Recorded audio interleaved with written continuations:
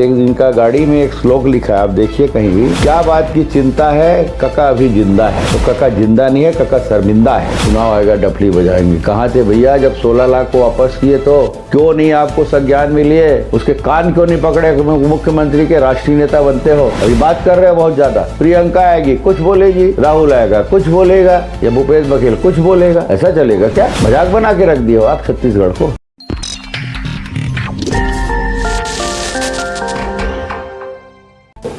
नमस्कार, election blueprint में आपका स्वागत है। मैं हूं अविनाश राज सिंह और आप देख रहे हैं लोकसभा विधानसभा चुनाव पर हमारा खास कार्यक्रम परिचय पत्र। जैसा कि आप सभी जानते हैं कि परिचय पत्र एक डिजिटल वीडियो लाइब्रेरी है, जिस लाइब्रेरी में हम आपका परिचय करवाते हैं लोकसभा विधानसभा चुनाव लड़ रहे प्रत्याशियों से। ऐसे ही क्रम को आगे बढ़ाते हुए, कड़ी को आगे बढ़ाते हुए आज हम एक बार फिर से चले आए हैं छत्तीसगढ़ राज्य के दुर्ग जिले में। और दुर्ग जिले का ये विधानसभा है पाटन, काफी महत्वपूर्ण विधानसभा है ये।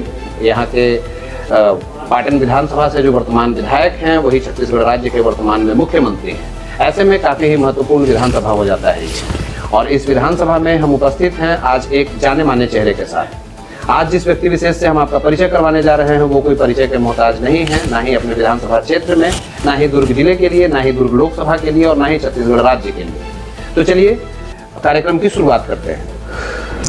विजय बघेल जी, बहुत बहुत नमस्कार और बहुत बहुत स्वागत है आपका हमारे कार्यक्रम में। नमस्कार, बहुत बहुत धन्यवाद। कौन है विजय बघेल?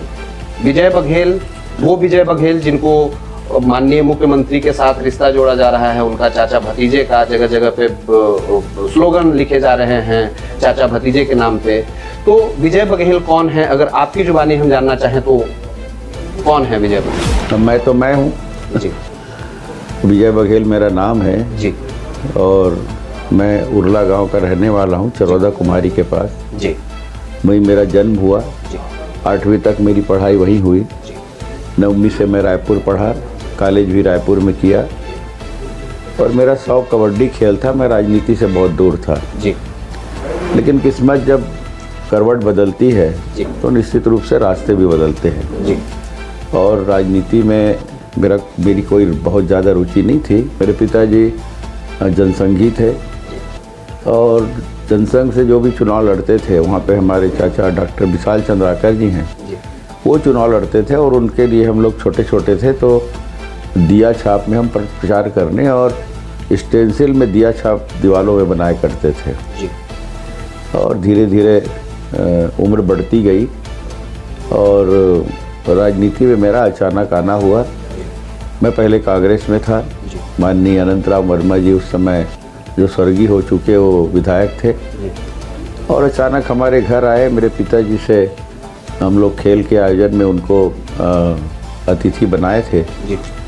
हमारे ही घर में चाय पी रहे थे तो पिताजी से वो कह बैठे कि भैया आप जनसंघ में हैं और हमारे विरोधी हैं, तो किसी बेटे को मुझे दे दीजिए। और पिताजी के मुंह से अचानक निकल गया कि विजय बघेल अब अनंतराम जी से साथ रहना। मेरे को समझ में नहीं आई और 15-20 दिन बाद एक नियुक्ति पत्र आ गया ब्लॉक युवक कांग्रेस सिरसा कला का अध्यक्ष नियुक्ति का। जी। तब मैं पिताजी से पूछा ये क्या चीज़ है, तो बोले कि अनंतराम जी से मिल लीजिए और मिल लो और जाके वहाँ पे उनसे बात करो।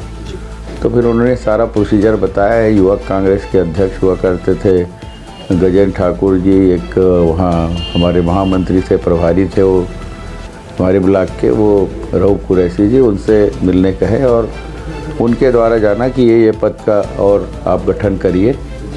तो उस समय महामंत्री के रूप में अभी जो वर्तमान में मुख्यमंत्री हैं वो मेरे अंडर महामंत्री थे। तो ये एक मेरा जीवन का है और इसलिए हम लोग फिर लगभग 52 गाँव की जिम्मेदारी हमारी ब्लॉक में थी। उसको लगातार हम वहाँ राजनीतिक गतिविधियाँ करते रहे और धीरे धीरे राजनीति में इंटरेस्ट भी पड़ा। लेकिन भाव कभी ये नहीं था कि हम किसी पद में पहुँच जाएं, फिर सिर्फ जनहित के लिए और अधिकार बढ़ेगा तो और अच्छा काम लोगों के लिए कर सके, मात्र यही भाव था। मेरे पिताजी के सिद्धांतों के अनुसार मैं उन्हीं के पद चिन्हों पर राजनीति में चल रहा था। पिताजी कभी नहीं चाहे मैं बड़े पद में जाऊं, उसी तरह मेरा भी भाव था। लेकिन अचानक एक ऐसा वाकया हुआ, कांग्रेस हम छोड़े 2000 में और नगर पालिका भिलाई सरौदा जो पहली नगर पालिका बनी थी उसमें निर्दलीय प्रत्याशी के रूप में मैं चुनाव लड़ा जी। और उसमें जनता के आशीर्वाद से और हमारे साथियों की मेहनत से जीत हासिल की। फिर सिलसिला शुरू हुआ 2003 में मैं विधानसभा के चुनाव इसी मुख्यमंत्री के खिलाफ लड़ा, लेकिन पार्टी थी एनसीपी, घड़ी छाप में चुनाव लड़ा, शरद पवार जी की पार्टी थी, विद्याचरण जी यहाँ पार्टी बनाए थे। फिर 2004 में मैं निर्दलीय के रूप में था, वो मैं भारतीय जनता पार्टी में आया और भारतीय जनता पार्टी ने मुझे असीम प्यार दिया और 2008 में पाटन से प्रत्याशी बनाया। उस समय इसी मुख्यमंत्री को हम हराए थे, वो मंत्री थे उस समय, परिवहन मंत्री थे और चुनाव हराए थे। और आज जिस तरह आप देख रहे हैं कि 2013 में चुनाव हार गया, 2018 में विधानसभा की टिकट नहीं मिली, 2019 में मुझे सांसद की टिकट पार्टी के शीर्ष नेताओं ने दिया और सबसे ज़्यादा वोट से जीतने का रिकॉर्ड जनता के आशीर्वाद से, कार्यकर्ताओं की मेहनत से यहाँ दुर्ग लोकसभा में बनी।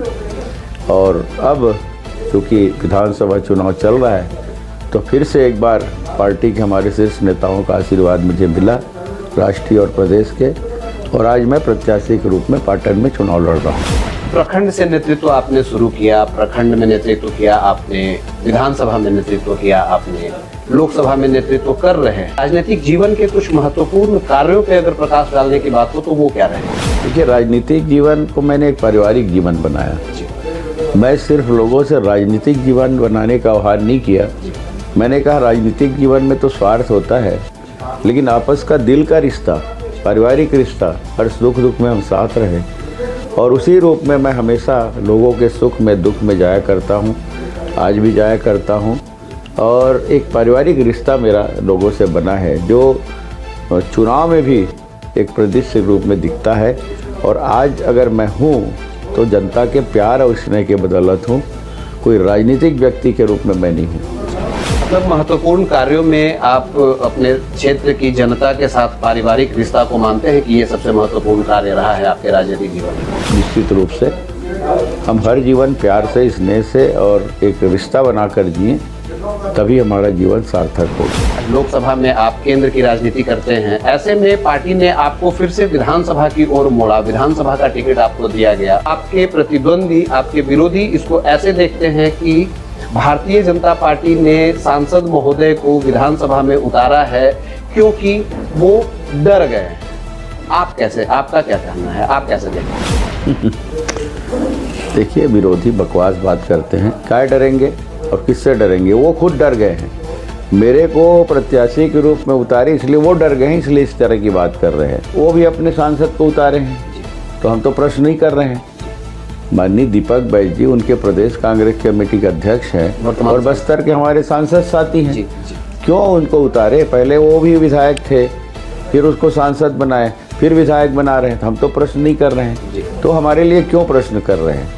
तो ये सब पार्टी का निर्णय है और पार्टी जिसको आशीर्वाद दे दे, जिसको प्रत्याशी बनाए, ये हमारी पार्टी की बात है, उनको बोलने कोई अधिकार नहीं। नए तरह की राजनीति हमारे देश में देखने को मिल रही है, जैसा कि आपने बताया कांग्रेस पार्टी से भी आपके साथी सांसद विधानसभा चुनाव लड़ रहे हैं, आप भी सांसद होते हुए विधानसभा चुनाव में उतरे हुए हैं। पड़ोसी राज्य में भी बहुत सारे सांसदों को विधानसभा प्रत्याशी के तौर पे बनाया गया है। इस नए तरह की राजनीति को आप कैसे देखते हैं? पहले तो ऐसे हुआ नहीं करता। देखिए, समय के अनुसार सब परिस्थितियाँ बदलती है, समय काल परिस्थितियाँ सब कुछ कराती है। और आज अगर कुछ हो रहा है तो उसमें कोई बहुत सोचने विचारने की या उसमें कोई टिप्पणी करने की बात नहीं है। वर्तमान परिस्थिति अगर ऐसी बनी है तो इसमें कोई बुराई नहीं होनी चाहिए। हाँ, नए लोगों को मौका मिले, उनको भी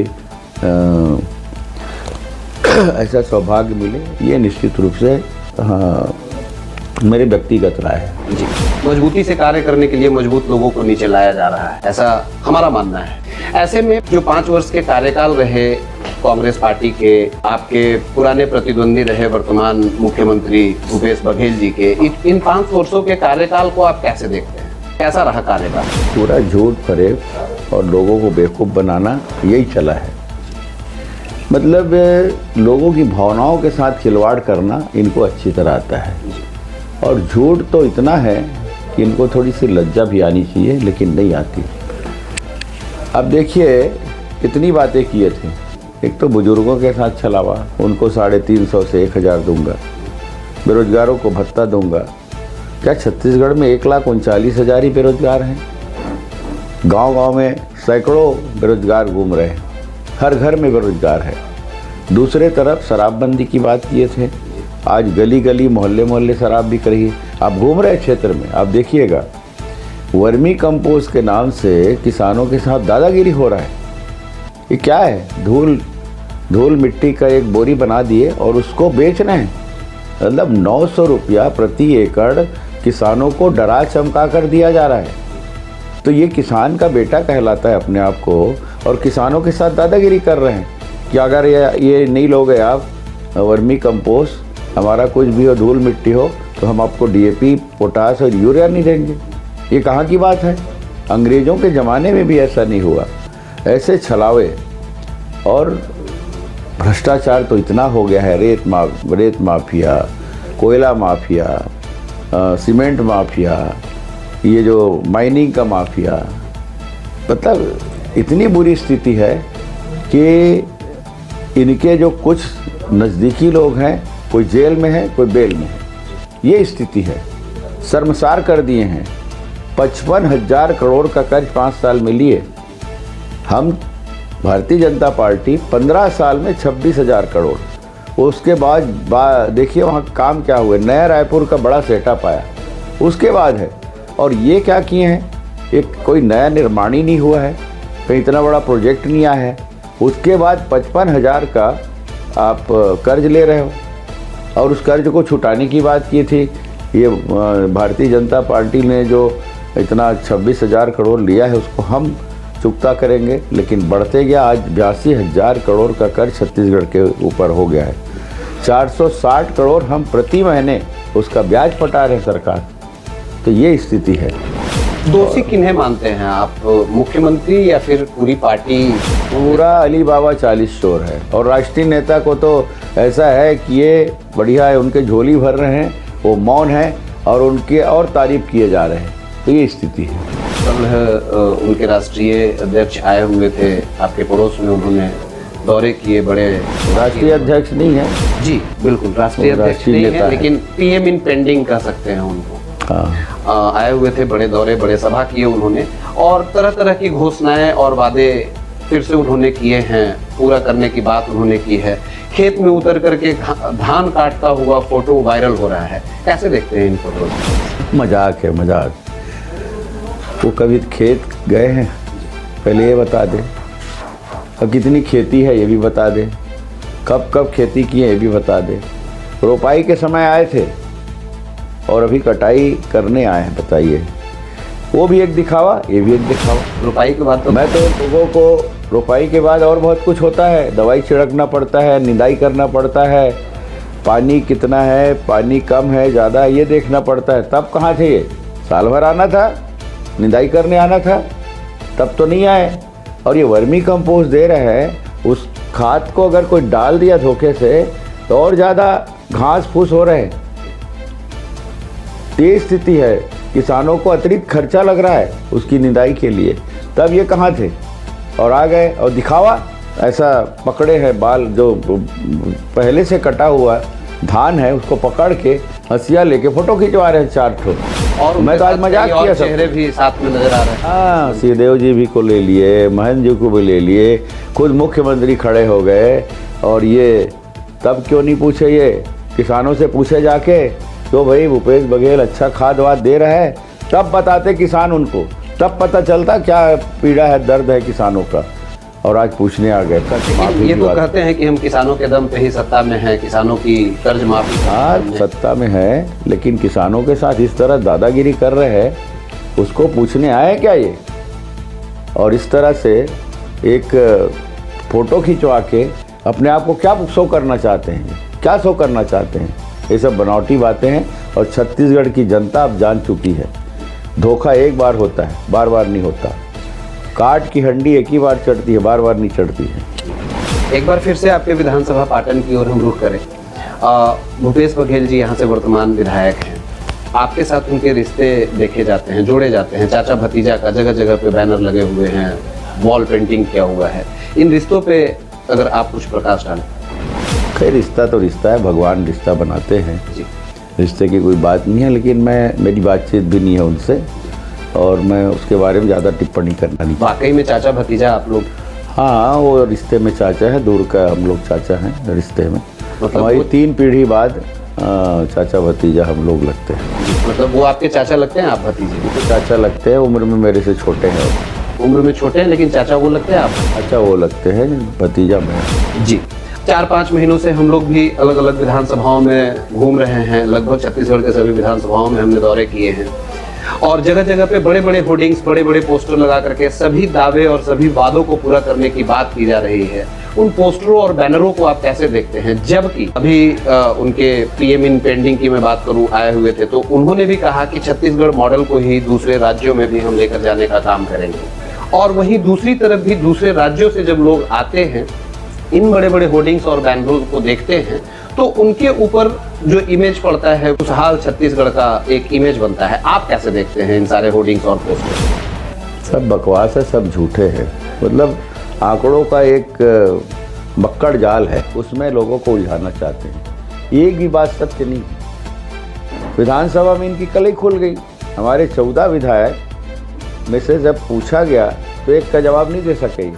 हंसी मजाक करके विधानसभा का समय बर्बाद करना, और ये सबसे घटिया विधानसभा कार्यकाल बीता है 5 साल का। पंचवर्षीय योजना बीती है, आज तक के सबसे घटिया है। कर्मचारियों को खले, अधिकारियों के चले गए, कर्मचारियों को चले गए, आंगनवाड़ी, मितानिन, पटवार, पंचायत सचिव और जो सफाई कर्मचारी, मध्याह्न भोजन बनाने वाले, न्यायालय से लेकर मंत्रालय तक हड़ताल हड़ताल हड़ताल। हड़ताल का प्रदेश बन गया, ये हड़ताल का टापू बन गया छत्तीसगढ़। उस समय क्यों नहीं आए राहुल गांधी? उनसे दर्द पूछे क्या? और वो अधिकार लेने के लिए बैठे थे, क्योंकि आपने 2018 में सबके लिए बोला था, सबको वादे किए थे, हम ये कर देंगे, वो कर देंगे, ऐसा कर देंगे। हाँ, एक चीज़ नहीं बोले, चांद तारे तोड़ के ले आएंगे। मेरे को लगता है इस बार बोल भी देंगे, क्योंकि मोदी जी ने चंद्रयान का निर्माण करवा के हमारे वैज्ञानिकों द्वारा चंद्रमा में भेज दिया है। उसमें चढ़ के जाके चांद तारे भी तोड़ के लाऊंगा, ऐसा वो बोल सकते हैं, क्योंकि झूठ बोलने का आती है। ऐसा हो सकता है और वो भी हम मानेंगे। हाँ, हमारे भूपेश बघेल जी चांद तारे तोड़ के लाए। अरे भूपेश बघेल से इतना प्रेम है, इतना आपको उस पर भरोसा है, तो क्यों मुख्यमंत्री का उसको चेहरा नहीं बनाए? क्यों सामूहिक नेतृत्व में चुनाव लड़ रहे हो? कहाँ है भूपेश और भरोसा का टी-शर्ट? कहाँ है? दिखा दे एक भी मार्केट में। कहाँ गायब हो गया वो? तो ये ऐसे नेता इसके हैं और ये भी हैं। अभी सोशल मीडिया पे भी बहुत सारे वादे कर रहे हैं वर्तमान मुख्यमंत्री भी कि 200 यूनिट बिजली फ्री कर दी जाएगी, किसानों का कर्ज फिर से माफ़ कर दिया जाएगा। बहुत सारे वादों का पिटारा लेकर के आए हैं। इन वादों को कैसे? सब बकवास है ना। एक बार बोल दिया ना, एक बार झूठ चलता है, बार बार नहीं चलता। और छत्तीसगढ़ की भोली भाली जनता अच्छी तरह समझ गई है कि जो कहते हैं वो करने वाले भाजपा है और जो कहते हैं वो ना करने वाले कांग्रेस है। चुनाव की तारीख आने वाले हैं, दूसरे चरण, दूसरे फेज में आपके विधानसभा में चुनाव होने वाला है। इलेक्शन ब्लूप्रिंट क्या रहने वाला है? मुद्दे क्या रहने वाले हैं? कौन से मुद्दे पे चुनाव होने वाला है? मुद्दा तो बता दिया, और क्या मुद्दा है? यही तो मुद्दे हैं जो अभी तक चर्चा हुई। अभी आप मेरे को रोज देख रहे हैं फील्ड में, रोज गांव-गांव जा रहा हूँ। वो कहाँ है? कहाँ है? तो आज पूरे दिन आपके विधानसभा में था, मुझे तो कहीं कहाँ है वो? उसके कुछ गुर्गे दिखे क्या? दिखे क्या? नहीं। वो सिर्फ पैसा का थैला लेके, भ्रष्टाचार का जो पैसा है ना, अरबों रुपया, उसको लेके रात को निकलते हैं लोग। कोई बिक जाए, किसी को खरीद ले, किसी को साड़ी दे दे, किसी को कंबल दे दे, किसी को चादर दे दे, किसी को शराब दे दे, किसी को पूरा भाजपा के लोगों को हम खरीद लें। ऐसा चल रहा है ये। तो ये नहीं चलने वाला है। स्वाभिमानी व्यक्ति कभी बिकेगा न, डिगेगा न हटेगा। और इनके साथ अडिग होकर खड़ा है। इनके काले कारनामे आ गए हैं और ये 17 तारीख को वोटिंग में परिवर्तित होगा। पाटन विधानसभा का महत्वपूर्ण मुद्दा क्या होने वाला है? यहाँ किस मुद्दे पर? मुद्दा तो बता ही दिया मैं, आप मुद्दा मुद्दा बोल रहे हैं। वो घूमने लायक नहीं रह गए अभी। वो एक है, ये इनका गाड़ी में एक श्लोक लिखा है, आप देखिए कहीं भी, क्या बात की चिंता है, कका अभी जिंदा है। तो कका जिंदा नहीं है, कका शर्मिंदा है और लोग उनको भगाएंगे। इधर आओ भाई, ये क्या किए थे, बुजुर्ग आएंगे, बताओ कहाँ है आप, 350 का 1000 रुपया बोले थे, कहाँ है? वो बेरोजगार पकड़ेंगे उनको, वो किसान वर्मी कंपोस्ट लेके उनके सर में पटकेंगे, इसलिए भाग रहे हो। कहाँ आ रहे हैं? बड़ी बड़ी बात मंच में कर रहे हैं। वर्मी कंपोस्ट महत्वपूर्ण मुद्दा होने वाला है। सवाल ही नहीं है, एक वर्मी कंपोस्ट नहीं है, बहुत सारे मुद्दे हैं। मैं बताऊंगा, शराबखोरी ये कहाँ है? सब जगह। आज सैलून में पूछ लीजिए, आप जिस गांव बैठे हैं ना, वहाँ पूछिए कि कितने जगह शराब बिक रहा है, और हर गांव में पूछिए कितने शराब के कोचिया घूम रहे हैं, और वो पैसा पूरा उन्हीं के खाते में जा रहा है। आपने कहा सट्टा जुआ 80 लाख का भी 25 दिन पहले यहाँ पाटन में सट्टा पकड़ाया। उन्हीं के लोग उनको छुड़ाने गए थे, क्योंकि वो कांग्रेसी थे और जेल में, थाने में उनको छुड़ाने के लिए फ़ोन कर रहे थे, और तहसील में उनकी जमानत के लिए बैठे थे कांग्रेसी नेता। तो ये सवाल, ये सारे मुद्दे रहने वाले हैं निश्चित रूप से। जी। आपने बताया, आपने अभी बात रखा कि कांग्रेस पार्टी ने माननीय मुख्यमंत्री जी को फिर से दोबारा चेहरा क्यों नहीं बनाया, संयुक्त रूप से चुनाव क्यों लड़ रही है। भारतीय जनता पार्टी ने भी किसी चेहरे को, किसी फेस को आगे नहीं किया है मुख्यमंत्री के चेहरे को, माननीय मोदी जी के चेहरे पे, या फिर यूँ कह लें कि संयुक्त रूप से चुनाव लड़ा जा रहा है। शुभकामनाएं हैं हमारी आपकी पार्टी के साथ, आप जीते, विधानसभा चुनाव और विधानसभा में आए, सरकार बनाएं। ऐसे में मुख्यमंत्री का चेहरा कौन होगा भारतीय जनता पार्टी में? हम तो कभी नहीं बोले, हमारा तो पहले से तय था, और हमारे तो मुख्यमंत्री है ही नहीं है, हम तो हारे हुए थे। तो हमारी सामूहिक नेतृत्व में लड़ाई होगी, कमल छाप हमारा चेहरा होगा, ये हमारे नेता पहले ही बोल चुके थे, ये तो नहीं बोले। और उस समय ये हमारे ऊपर आरोप लगाते थे कि इनके ऊपर पास तो चेहरा नहीं है, इसलिए हमको बोलना पड़ रहा है कि आपके पास तो चेहरा है जिस पर भरोसा है। अब भूपेश है तो भरोसा है, बड़ा बड़ा वो दीवालों में लिखा था, टी-शर्ट छपवा के घूम रहे थे, इनके नेता आके उस समय भाषण दिया करते थे, बुरे भूपेश है तो भरोसा है, बड़े बड़े कार्यक्रम हुए, फिर भरोसे की सरकार, ये नारे कैसे बदल गए? इसलिए बोलना पड़ रहा है। ये क्यों बोल रहे हैं सामूहिक नेतृत्व में चुनाव होगा? इसलिए कर रहे हैं कि भूपेश से भरोसा उठ गया है, इनका झूठ फरेब की राजनीति खत्म हो चुकी है, इसलिए ये बोल रहे हैं। और अभी बड़ी छोटी छोटी फूलझड़ी छोड़ रहे हैं कि एक आदमी आता है ये घोषणा कर रहे हैं, एक नेता खड़ा होता है मंच में ये घोषणा कर रहा है। इसमें तो सामूहिकता है ही नहीं है। जबकि इसमें के घोषणा पत्र के अध्यक्ष वहाँ पे बैठे हैं, वो मोहम्मद अकबर जी, वो कोई टिप्पणी नहीं कर रहे हैं, कुछ नहीं बोल रहे हैं। आज तक पता नहीं बैठक हुई कि नहीं बैठी, कौन कमेटी में पता नहीं चला। जबकि हमारी बैठक, पार्टी ने मुझे घोषणा पत्र समिति का संयोजक बनाया है, और उस नाते हम 15 बैठक कर चुके हैं, और हमने 90 पेटी बनाकर 90 विधानसभा भेजा, व्हाट्सएप ग्रुप चलाया, ईमेल हमने जारी की, और सबके माध्यम से लगभग 2 लाख सुझाव हमारे आए हैं। और उस आधार पर हमारा अच्छा घोषणा पत्र बनेगा, और बन रहा है, बनकर तैयार है, डेट है हमारे घोषणा करने की। और हम, कोई नेता हमारे नहीं बोल रहा है कि हम ये कर देंगे वो कर देंगे, हम इकट्ठा अपना घोषणा पत्र लेकर आएंगे। कुछ मुख्य बिंदु को हम पहले लोगों के सामने हाईलाइट करेंगे, उसके बाद हमारा घोषणा पत्र आएगा। आपने कहा कि उनके पास चेहरा है, भारतीय जनता पार्टी के पास भी रमन सिंह जैसे मुख्यमंत्री का चेहरा रहा है, 15 वर्षों तक वो मुख्यमंत्री रहे हैं। क्या आपके इन शब्दों से ऐसा मान लिया जाए कि मुख्यमंत्री, पूर्व मुख्यमंत्री के चेहरे पे अब पार्टी को भरोसा नहीं रह गई है, जबकि टिकट मिला है उनको, चुनाव लड़ रहे हैं? ऐसी बात नहीं है, हमारे नेता पहले कह चुके हैं कि सामूहिक नेतृत्व में चुनाव होगा, और जो राष्ट्रीय नेतृत्व का निर्णय होगा, बहुमत तो आना ही है, आना तय है। राष्ट्रीय नेतृत्व का जो निर्णय होगा उसके अनुसार मुख्यमंत्री, कोई सक्षम व्यक्ति मुख्यमंत्री बनेगा। विधायकों की राय लेकर मुख्यमंत्री का निर्णय राष्ट्रीय नेतृत्व द्वारा लिया जाएगा। 90 विधानसभाएं हैं वर्तमान में, आपकी पार्टी 14 पे है, कितने सीट का अंदाजा लगाते हैं? बहुमत के साथ हम आएंगे और अच्छे विधायक हमारे जीत के आएंगे। बहुमत के साथ आएंगे, अच्छे विधायक जीत करके आएंगे। डोर टू डोर कैंपेन चल रहा है, आप सभी लोग घर पे जा रहे हैं, लोगों से मिल रहे हैं 1 to 1। इस बार के विधानसभा चुनाव में संकल्प क्या हैं और वादे क्या हैं? आपके अपने संकल्प, आपके अपने विधानसभा के लोगों के साथ। सभी वर्गों के लिए अच्छा लेकर आ रहे हैं और जब घोषणा पत्र के सुझाव के लिए हम लोगों के बीच में गए तो लोग बड़ी आस भरी निगाह से हमारे पास आए। सुबह मैं उठा नहीं कर, मैं तो लगभग 33 विधानसभा घूमा, पूरा बस्तर संभाग, पूरा सरगुजा संभाग में घूमा।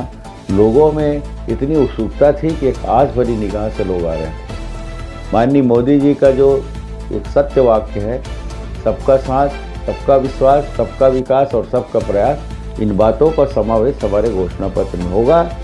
हर वर्ग के लिए हम अच्छा लेकर आएंगे और अच्छा करेंगे, सत्यता पर आधारित हमारा घोषणा पत्र होगा। ये मैं आपके माध्यम से जनता जनार्दन को निवेदन पूर्वक कहना चाहता हूँ।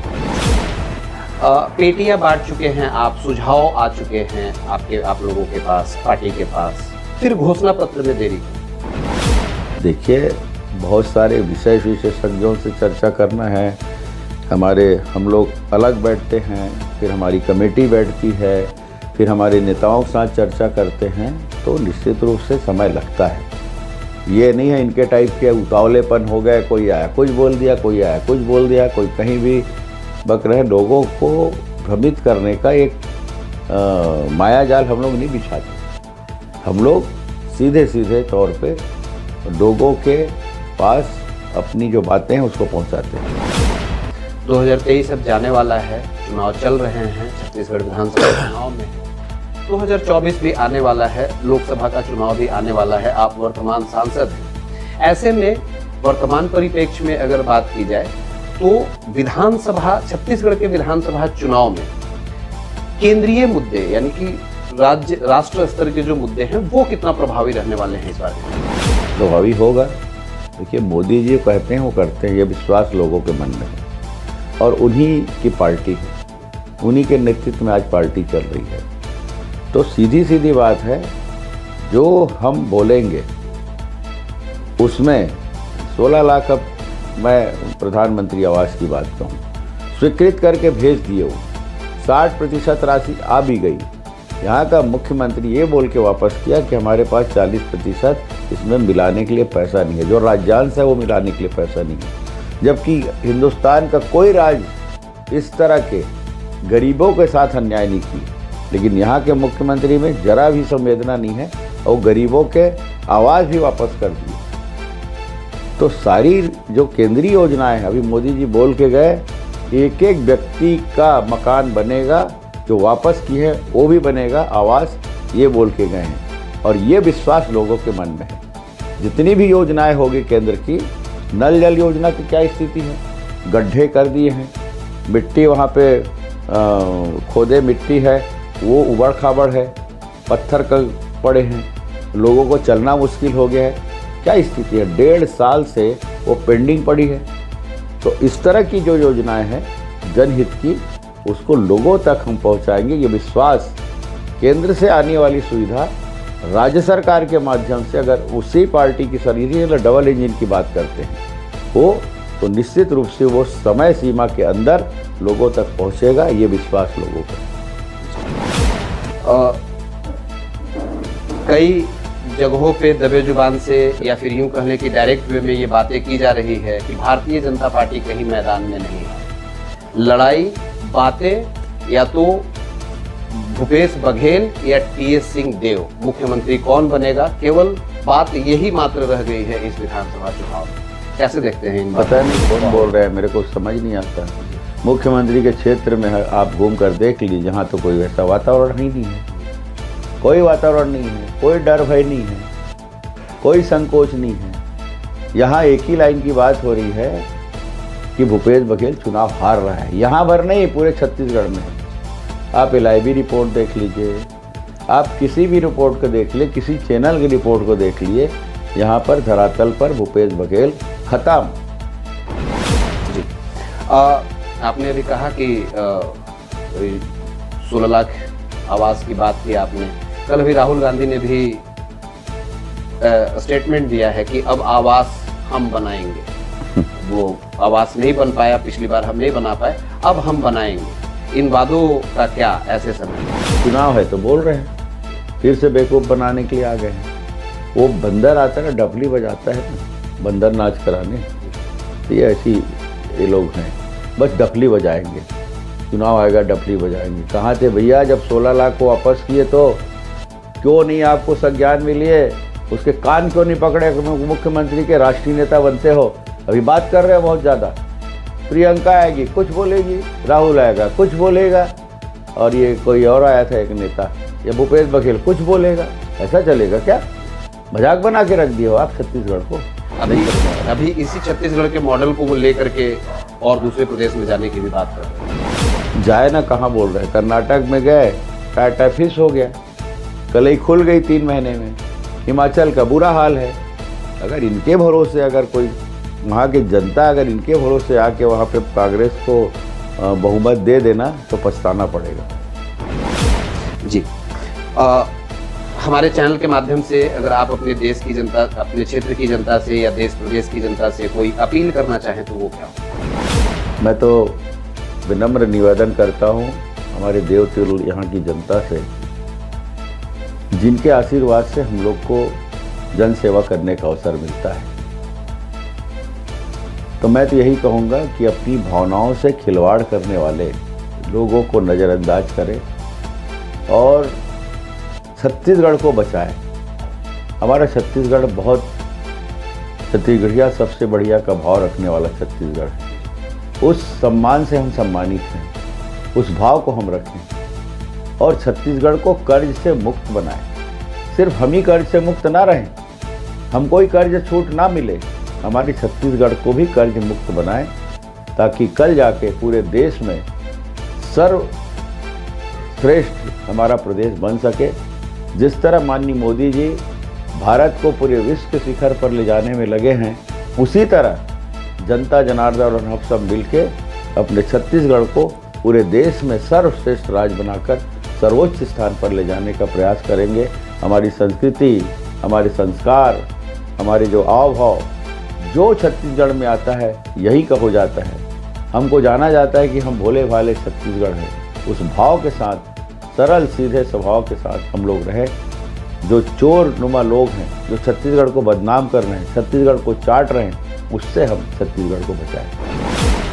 तो ये थे हमारे साथ दुर्ग लोकसभा से वर्तमान सांसद और पाटन विधानसभा से भारतीय जनता पार्टी के वर्तमान प्रत्याशी विजय बघेल जी। ऐसे ही अलग अलग विधानसभा, अलग अलग लोकसभा से हम आपको अलग अलग प्रत्याशियों से, अलग अलग नेताओं से मिलवाते रहेंगे, उनका परिचय हम रिकॉर्ड करते रहेंगे। आप बने रहिए हमारे साथ और देखते रहिए हमारे चैनल टुडेज ब्लूप्रिंट। बहुत बहुत धन्यवाद विजय बघेल जी हमारे साथ बातचीत करने के लिए। बहुत बहुत धन्यवाद। बहुत बहुत